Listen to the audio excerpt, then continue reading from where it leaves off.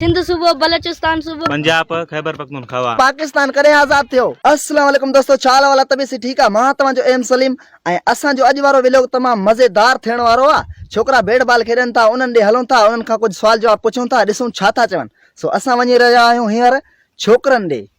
असां पहुची विया आहियूं मैदान में। छोकरा बैट बॉल खेॾनि था, कुझु हे वेठा आहिनि, कुझु होॾे खेॾनि था। हाणे हिननि खां कुझु सवाल जवाब पुछूं था। असां पहिरियों हिन भाउ ॾे आया आहियूं। अदा तुंहिंजो नालो छा आहे? निसार अहमद, निसार अहमद।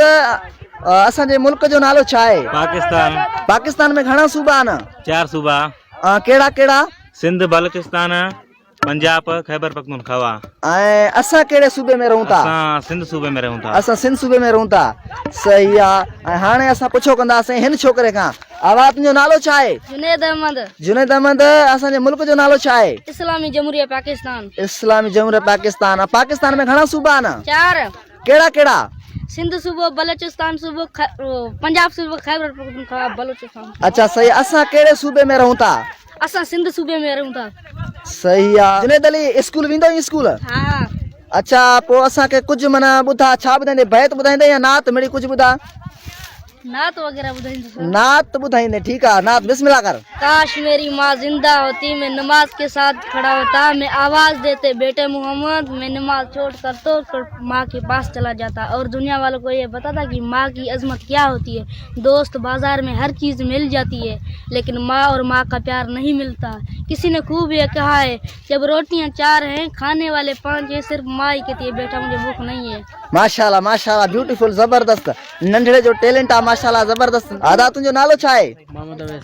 मोहम्मद अवैस। असां कहिड़े मुल्क में रहूं था? चीजे में रहूं था, पाकिस्तान में रहूं था। वे काथे रहूं था? पाकिस्तान। पाकिस्तान में घणा सूबा आहिनि? पाकिस्तान में 4 सूबा आहिनि। कहिड़ा कहिड़ा? याद भी नहीं, विसरो शायद। दोस्त बीठो आहे। आदा तुंहिंजो नालो छा आहे छोकरा? मुंहिंजो नालो कुझु न आहे, परते हा ॿुधा, असां कहिड़े मुल्क में रहूं था? हाँ नथो ॿुधाई? नथो अचे कुझु? अबो अफ़सोस, अफ़सोस जी ॻाल्हि आहे यार। हेॾां वरी हे दोस्त बीठो आहे हिकु, क्रिकेट खेॾनि था, रड़ियूं कनि था वीचारा। आवा तुंहिंजो नालो छा आहे दोस्त? हेॾे मुंहुं कर जरा। हाँ साईं साईं साईं। नालो छा अथई? नालो मोबाइल खां पुछ। अयो असां कहिड़े मुल्क में रहूं था? असां सलारी मुल्क में रहूं। सलारी मुल्क में। घणा सूबा आहिनि? 15 सूबा आहिनि। कारी मोरी। हा सलारी में सूबा घणा आहिनि? कराची। सलारी में सूबा घणा आहिनि? तूं ॿुधा न।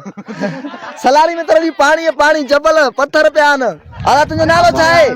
पर यार न मिलाए खे। अदा तव्हां 3 ॼणा बीठा हो माशाल्लाह। तव्हां ॿुधायो असांजो पाकिस्तान कॾहिं आज़ाद थियो? 1947 में। 1947 ईसीअ में। ईसी कोन ॿुधायो छो? 1947 ईस्वी में, पर जहिड़ो आज़ाद थियो तहिड़ो न थियो आज़ाद। फरीद अली असां कहिड़े मुल्क में रहूं था? पाकिस्तान में। पाकिस्तान में घणा सूबा आहिनि? 4 सूबा आहिनि। संगत ऐं खोड़ सारा दोस्त बीठा आहिनि वॾा सभई। हिननि खे कुझु खे अचे थो, कुझु खे सफ़ा कुझु बि नथो अचे। सो असां हींअर वापसी ते वञूं था। वरी नेक्स्ट टाइम नेक्स्ट वीडियो में मिलंदासीं। तेसिताईं ख़ुदा हाफ़िज़।